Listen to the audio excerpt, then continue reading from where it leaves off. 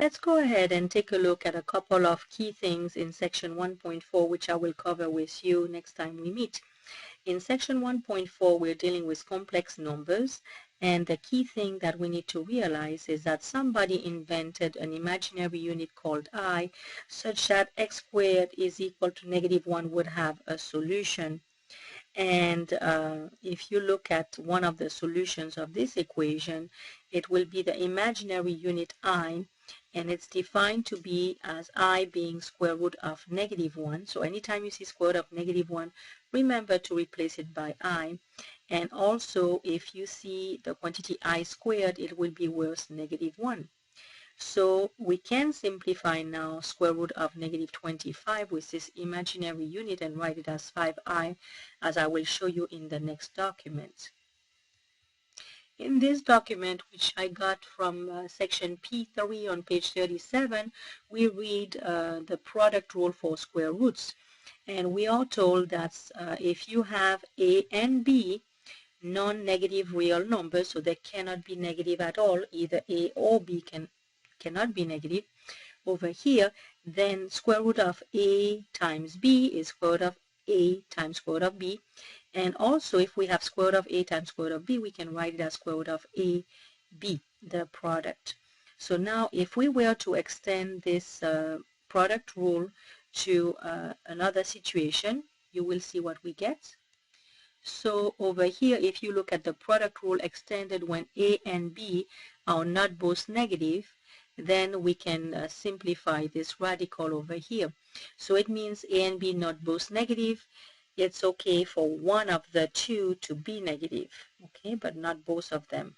So if you have square root of -25, it is square root of the number 25 times -1 underneath the radical. Because 25 is positive, -1 is negative, then we can extend this rule which we had from over here. So A here is 25, B is like -1. So we can break up this radical into two radicals. It explodes. So square root of 25 times -1 underneath the radical is square root of 25 times square root of -1. Now recall that square root of -1 is by definition I. So I shows up, but also square root of 25, 25 being a perfect square, is just a number 5. So we get as a final answer that square root of -25 is 5 times I, just call that 5i. So the way I remember that is the following way. It's like the negative comes out as from the radical as I, and the 25 here comes out as a 5. So you get 5i as a final answer on that.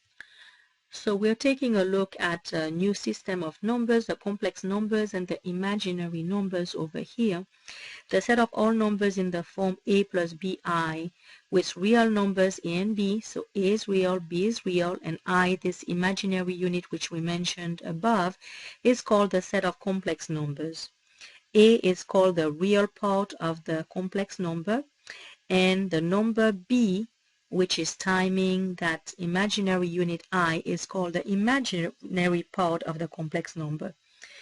And they tell you that if B is not 0 over here, the complex number is called an imaginary number.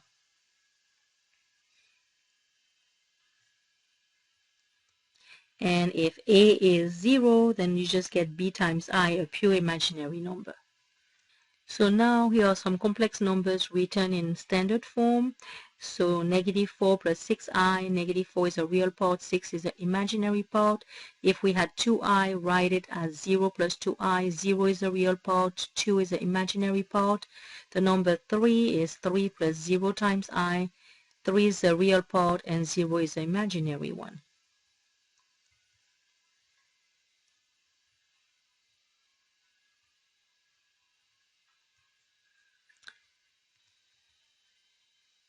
So a complex number is said to be simplified if it's written in standard form a plus bi. If you have an I and a radical, always put the I in front of the radical, not after. Otherwise, you may doubt if it's just a 5 that's underneath the radical like it should here, or 5i. So just be careful about that.